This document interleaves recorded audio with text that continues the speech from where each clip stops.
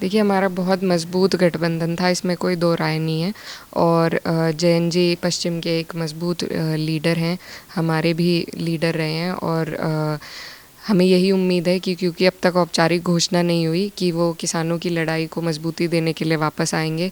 आज किसान बॉर्डर पर बैठे हुए हैं, तो ऐसा नहीं है, इसी वजह से शायद कुछ रोकथाम भी हुई है। और मुझे लगता है कि उनकी वापसी होगी और हम लोग सब एकजुट होकर ये चुनाव लड़ेंगे। मैं फिर अपने उसी जवाब पे खड़ी रहूँगी कि हमारी लड़ाई भाजपा से है, किसी प्रत्याशी से नहीं है। और इस पार्टी में मैं ऐसा इसलिए कहती हूँ क्योंकि इस पार्टी में किसी नेता का कोई वर्चस्व नहीं है। और ये उदाहरण के साथ साथ पार्टी ने कई बार हम सबको दिखाया भी है। उनके खिलाफ हम एक चुनौती है भाजपा के खिलाफ लड़ना, और उस चुनौती के लिए हम भरपूर तरीके से तैयार हैं। लगातार हम 2 साल से इसी कोशिश में हैं। घोषणा भी अभी नहीं हुई है, लेकिन टिकट हो गया है जैसा आपने कहा।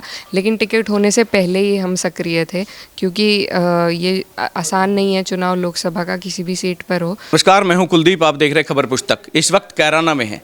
समाजवादी पार्टी ने अपनी दूसरी लिस्ट जारी की और कैराना से इकरा हसन को अपना प्रत्याशी बनाया है। काफ़ी दिन से चर्चा थी कि कैराना में क्या होगा गठबंधन में प्रत्याशी, क्योंकि दावेदार कई थे। इकरा हसन भी थी, कई तीतरों से चौधरी यशपाल के जो सुपुत्र हैं इंद्र सेन वो भी थे, कई तमाम लोग थे।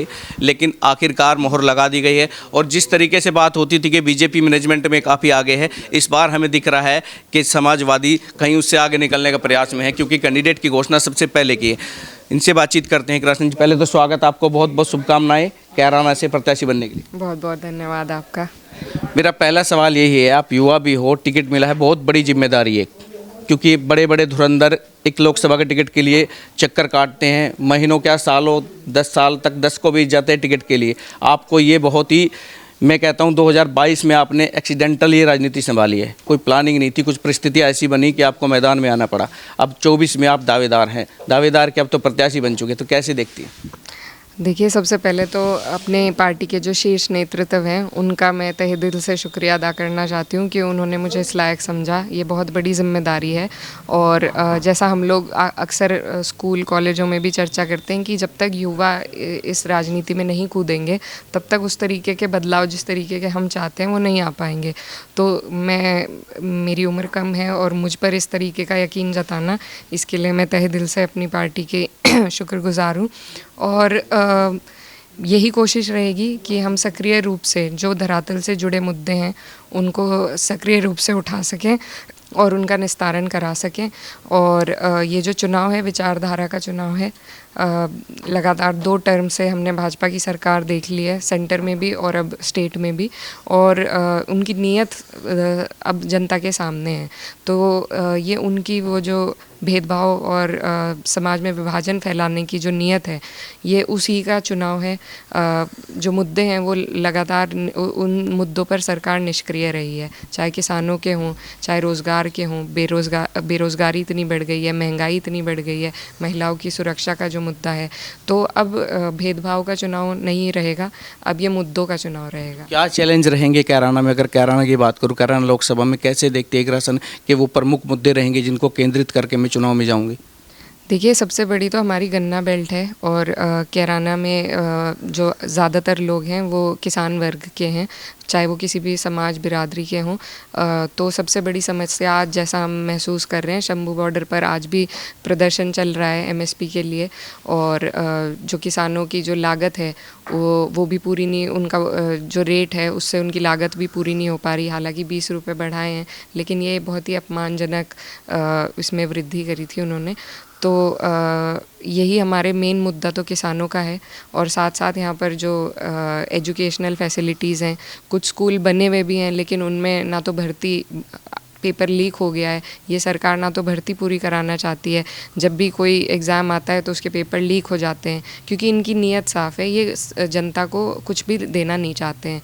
और इसी तरह हमारे जो स्कूल हैं यहाँ पर खाली पड़े हुए हैं, बिल्डिंग खड़ी हैं लेकिन ना टीचर हैं ना स्टूडेंट्स हैं। तो इससे जो हमारा समाज है, हमारा जो इलाका है वो पिछड़ रहा है। तो पढ़ाई का बहुत एक अहम मुद्दा है हमारे लिए, महिलाओं की सुरक्षा का मुद्दा है, महंगाई हमारे लिए एक मुद्दा है। तो यही सब हमारे मुद्दे हैं। 2022 में जिस तरह गठबंधन मजबूत था, यहाँ पर लोकदल और सपा मिलकर लड़े थे। अगर हम जिले की बात करें, शामली जिले की, तो तीनों सीट से बीजेपी का सफाया हुआ था। इस बार कहीं ना कहीं खटास हुई है। हालांकि कुछ चल रहा था सीट शेयरिंग के, लेकिन जो भी रहे हों तमाम मुद्दे, अभी उनकी घोषणा तो जयंत साहब ने बताया है कि किन मुद्दों पे, क्योंकि उन्होंने कहा कि जिस दिन घोषणा करूंगा तो उस दिन अपनी खटास के कारण भी बताऊंगा। लेकिन हालांकि ये मान चुके हैं कि मैं एनडीए में जा रहा हूं। तो आपको लगता है कि 2022 में जो परिस्थितियां थी, जितना मजबूती से चुनाव लड़ पाया था गठबंधन, कहीं ना कहीं लोकदल के अलग होने से इस चुनाव में 2024 में फ़र्क पड़ेगा? देखिए, हमारा बहुत मजबूत गठबंधन था, इसमें कोई दो राय नहीं है। और जयंत जी पश्चिम के एक मजबूत लीडर हैं, हमारे भी लीडर रहे हैं। और हमें यही उम्मीद है कि क्योंकि अब तक औपचारिक घोषणा नहीं हुई कि वो किसानों की लड़ाई को मजबूती देने के लिए वापस आएंगे। आज किसान बॉर्डर पर बैठे हुए हैं, तो ऐसा नहीं है। इसी वजह से शायद कुछ रोकथाम भी हुई है, और मुझे लगता है कि उनकी वापसी होगी और हम लोग सब एकजुट होकर ये चुनाव लड़ेंगे। और जो धरातल पर, जो 2013 के बाद जो हमारे यहाँ जो विभाजन हो गया था समाज में, उसको भरने का काम लगातार कई वर्षों से चलता रहा। 22 में वो हमने कुछ काफ़ी हद तक उसकी भरपाई हो गई थी, और आज वो जो भाईचारा है वो मजबूत है। तो मुझे नहीं लगता कि इतने आसानी से जो आपस का तालमेल है वो बिखरेगा। और मुझे लगता है सभी लोग सही उम्मीदवार का मिलजुल कर चयन करेंगे और भाईचारे का हमें लाभ होगा। चर्चा ये भी है कि जो गठबंधन में खटास का कारण है, वो सबसे पहले कैराना और मुजफ्फरनगर 2 सीटों की चर्चा होती है कि अखिलेश चाह रहे थे कि हमारे पास रहे, वो इकरा हसन के पास रहे, वो हरिंदर मलिक के पास रहे, और इसी को लेकर के खटास हुई और ये गठबंधन टूटा। क्या आपको लग रहा है कि इकरा हसन और हरिंदर मलिक पर अखिलेश यादव जी को ज़्यादा विश्वास था? नहीं, देखिए, ऐसा कुछ नहीं है। मैं ज़्यादा कहना नहीं चाहती, लेकिन क्योंकि आप ने सवाल उठाया है, तो मैं बस ये कहना चाहती हूँ कि मेरा जो नाम है वो जयंत जी ने ही दिया था। तो मैं, और इसके लिए मैं सदा उनकी आभारी रहूँगी कि उन्होंने मुझ पर, गठबंधन की पार्टी होते हुए उन्होंने मुझ पर यकीन जताया। तो ये बात मैं कभी नहीं भूल सकती, और इसके लिए उनके प्रति मेरे दिल में हमेशा आभार रहेगा। तो ऐसा तो नहीं था, हमारी सीट पर उन्होंने ही नाम आगे दिया था, और कुछ ना कुछ हर जगह पर तालमेल अच्छा था। वजह कुछ और ही है, और वो ही बेहतर बता सकते हैं। लेकिन सीटों की वजह से कोई ऐसी बात नहीं थी, जहाँ तक हमें जानकारी है। वजह दबाव, आपको पता है भाजपा लोकतंत्र को तोड़ना चाहती है। अभी भाजपा का सिर्फ एक एजेंडा था, क्योंकि वो इंडिया गठबंधन से इतना डर गई थी, बौखला गई थी कि किसी भी तरीके से इसमें तोड़फोड़ मचाए। तो तरह तरह के दबाव बनाकर वो इस काम को कर भी रहे हैं। तो हम नहीं कह सकते कि किस तरह का दबाव उन्होंने बनाया होगा, लेकिन सीट शेयरिंग एक मुद्दा नहीं था जहाँ तक हमें पता है, क्योंकि खुद हमें इस बात की जानकारी है, हमारी मुलाकात भी हुई है। तो हम पर उन्होंने ही सबसे पहले विश्वास जताया था, और वही हमें लड़ाना चाहते थे चुनाव। तो हमारे हिसाब से तो गठबंधन मजबूत था, और आज भी उनके प्रति दिल में सम्मान है। और गठबंधन धरातल पर मुझे लगता है अभी भी बरकरार है, और भाईचारे का लाभ मिलेगा। टिकट बहुत जल्दी हुआ है, अगर अब क्योंकि चुनाव की भी घोषणा नहीं हुई, पहले ही टिकट मौका, जाहिर सी बात है ज़्यादा मिलेगा काम करने का, फील्ड में रहने का। अगर मैं कैराना लोकसभा की 5 विधानसभा की बात करूं, कैराना, थाना भवन, शामली, गंगो, नकुड़, इकरा हसन को क्या लगता है किस विधानसभा में ज़्यादा काम करने की ज़रूरत होगी? देखिए, सभी विधानसभाएं अपनी हैं, और मेहनत तो सभी पे करनी पड़ेगी, किसी को भी हम हल्के में नहीं ले सकते।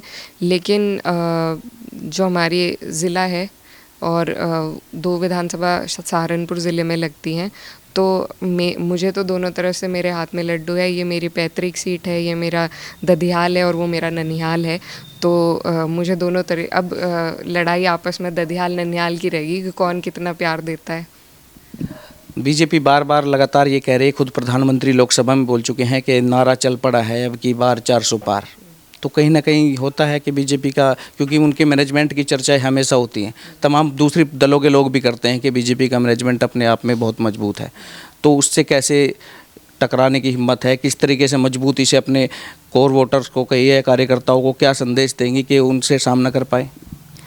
देखिए, उनके खिलाफ हम, एक चुनौती है भाजपा के खिलाफ लड़ना, और उस चुनौती के लिए हम भरपूर तरीके से तैयार हैं। लगातार हम 2 साल से इसी कोशिश में हैं। घोषणा भी अभी नहीं हुई है, लेकिन टिकट हो गया है जैसा आपने कहा। लेकिन टिकट होने से पहले ही हम सक्रिय थे, क्योंकि ये आसान नहीं है चुनाव लोकसभा का, किसी भी सीट पर हो। तो हमारी सक्रियता पूरी है, हर समाज में हमारी सक्रियता है और हर समाज से, हर वर्ग से हमें वोट मिलेगा इंशाल्लाह। और भाजपा जो है वो एक कैडर बेस पार्टी है, उनकी लेकिन अब उनका काम देख लिया है लोगों ने, तो उनकी जो नीयत है वो खुलकर सामने आ चुकी है। तो अब ऐसा कोई जुमला नहीं है, ऐसा कोई वादा नहीं है जो वो अब नए तरीके से पेश कर पाएंगे, क्योंकि अब जनता सब भांप चुकी है, सब देख चुकी है, सब बर्दाश्त कर चुकी है। तो ये वाले चुनाव का सब लोग बेसब्री से इंतज़ार कर रहे थे और मुझे लगता है इसमें जनता जवाब देने का काम करेगी। एक आखिरी सवाल मैं पहले कई इंटरव्यू में पूछ चुका हूँ, आपका जवाब था जब मैं पूछता हूँ किस कैंडिडेट से टक्कर मानती हैं, आपका एक ही जवाब है कि हमारी पार्टी से है। लेकिन अब चुनाव नज़दीक है, मैं दोबारा से यही पूछना चाहता हूँ, क्योंकि 3 कैंडिडेट बीजेपी से सामने नाम जो चल रहे हैं, एक वर्तमान सांसद प्रदीप चौधरी जी, कैराना से इमरगांका सिंह जी और मनीष चौहान जी, तो इकरा हसन को क्या लगता है कि किनको टक्कर दे पाएंगे मजबूती से, किसका अपने हिसाब से कौन सूटेबल होना चाहिए? मैं फिर अपने उसी जवाब पे खड़ी रहूँगी कि हमारी लड़ाई भाजपा से है, किसी प्रत्याशी से नहीं है। और इस पार्टी में मैं ऐसा इसलिए कहती हूँ क्योंकि इस पार्टी में किसी नेता का कोई वर्चस्व नहीं है, और ये उदाहरण के साथ साथ पार्टी ने कई बार हम सबको दिखाया भी है। जैसा अभी जो स्टेट इलेक्शंस हुए थे, जिसमें मध्य प्रदेश में जिस तरीके से उन्होंने जो मौजूदा सीएम थे, जिनके चेहरे पर चुनाव हुआ, उनको एकदम साइड में लगा दिया। इसी तरह राजस्थान में वसुंधरा राजे जी को बिल्कुल किनारे 10 20 साल सीएम रहे, उनको हटा दिया, दरकिनार किया। बिल्कुल किनारे लगाकर नए लोगों को उन्होंने सीएम बनाया, क्योंकि ये पार्टी किसी को उभरने नहीं देती, नेता को बनने नहीं देती, और इस पार्टी में किसी नेता का कोई वर्चस्व है भी नहीं। यहाँ पर भी लोकल भी यही मामला है कि कोई नेता ऐसा नहीं है जो पार्टी पे दबाव बना सके या उस तरीके से कुछ काम कर सके। इस पार्टी में किसी की कोई वैल्यू नहीं है, ये बस एक चेहरे पर चुनाव लड़ना जानते हैं। तो हमारी लड़ाई इसीलिए पार्टी से मैं कहती हूँ, धरातल पर जो इनके नेता हैं लोकल, उनका कोई वर्चस्व है नहीं। चलिए, धन्यवाद। तो इकरा हसन जी जिनका साफ तौर पे कहना है कि इस बार बीजेपी का कोई जुमला, कोई वादे सब फेल हो चुके हैं, कोई चलने वाले नहीं है।